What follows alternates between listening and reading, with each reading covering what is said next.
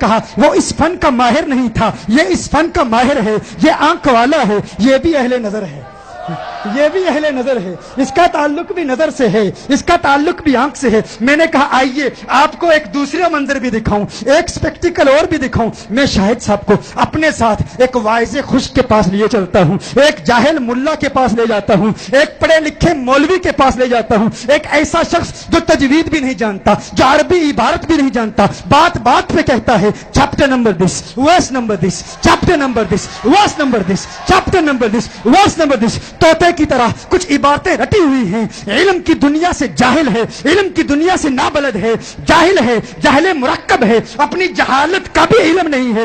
ایسے ہی ایک جاہل کے پاس میں اسے لے جاتا ہوں، شاہد صاحب کو کہتا ہوں آؤ اس سے پوچھتے ہیں۔ میں نے کہا حسن بصری کہتے ہیں با کے نقطے میں کائنات کے ذرے ذرے کا علم ہے، اس قرآن میں ہر شے کا علم ہے۔ وہ کہتے ہیں ارے جا کہاں پر ہے، مجھے نظر نہیں آتا، مجھے دکھائی نہیں دیتا۔ میں نے کہا نہیں، تیرا اہل نظر سے تعلق نہیں ہے، اس لیے تجھے نظر نہیں آئے گا۔ میں نے شاہد صاحب سے کہا آؤ آؤ اللہ کے ولی کی بارگاہ میں حاضر ہوتے ہیں، آؤ اللہ کے ولی کی بارگاہ میں حاضر ہوتے ہیں، اللہ کے ایک پیارے ولی کی بارگاہ میں جاتے ہیں۔ ہم کہتے ہیں اے اللہ والے، اے اللہ کے ولی، ہم تجھ سے پوچھنا چاہتے ہیں، سنا ہے حسن بصری کہتے ہیں کہ اس قرآن میں ہر شے کا علم ہے، اس بات کے نقطے میں ہر شے کا علم ہے۔ آج کی اس محفل کا ذکر بھی اس قرآن میں ہے۔ کیا یہ اسلامی عقیدہ ہے؟ کیا یہ عقیدہ رکھنا جائز ہے؟ کیا یہ اعتقاد رکھنا جائز ہے؟ اللہ کا ولی کہتا ہے ارے تم مجھ سے پوچھتے ہو اس قرآن میں آج کی محفل کا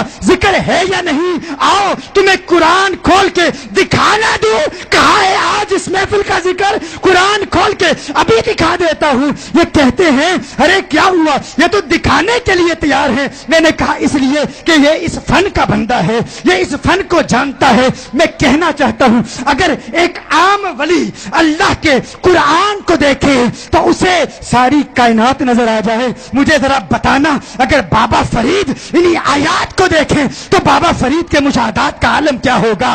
اگر ایک عام ولی آیات کو دیکھے تو اسے اللہ آقا کی عطا سے علم غیب عطا فرما دے تو تمہارا کیا خیال ہے؟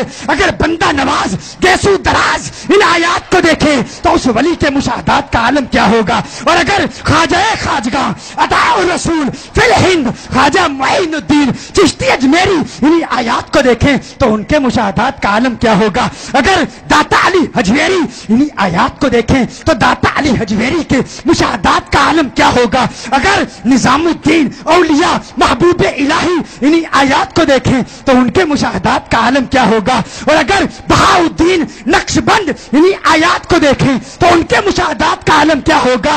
اور اگر مولا علی کرم اللہ وجہ الکریم انہی آیات کو دیکھیں تو مولا علی کے علم کے مشاہدات کا عالم کیا ہوگا؟ اور اگر صدیق اکبر دیکھیں تو ان کے مشاہدات کا عالم کیا ہوگا؟ اور اگر کونین کے والی دیکھیں، اگر خود آقا دیکھیں تو آقا کے مشاہدات کا عالم کیا ہوگا؟ اور باقی تو سارے اولیاء قرآن کی آیات کو دیکھتے ہیں، وہ فقط ان حروف کو دیکھتے ہیں، وہ فقط ان کلمات کو دیکھتے ہیں۔ یہ کلمات کیا ہیں؟ یہ کلمات کیا ہیں؟ یہ کلمات کیا ہیں؟ یہ اللہ کی صفات ہیں، عین ذات نہیں۔ ارے اولیاء تو ان کلمات کو دیکھتے ہیں، آقا عین ذات کو دیکھتے ہیں، آقا عین ذات کو دیکھتے ہیں۔ اگر مشاہدات اولیاء کا مقام یہ ہے تو آقا جو عین ذات کو دیکھتے ہیں ان کے مشاہدات کا عالم کیا ہوگا؟ میں نہیں کہتا، میں نہیں کہتا، بریلی کا محدث کہتا ہے، بریلی کا کلندر کہتا ہے ہر یار کوئی غیب کیا تم سے نہا ہو بھلا جب نہ خدا یہ چھپا تم پہ کرو درود۔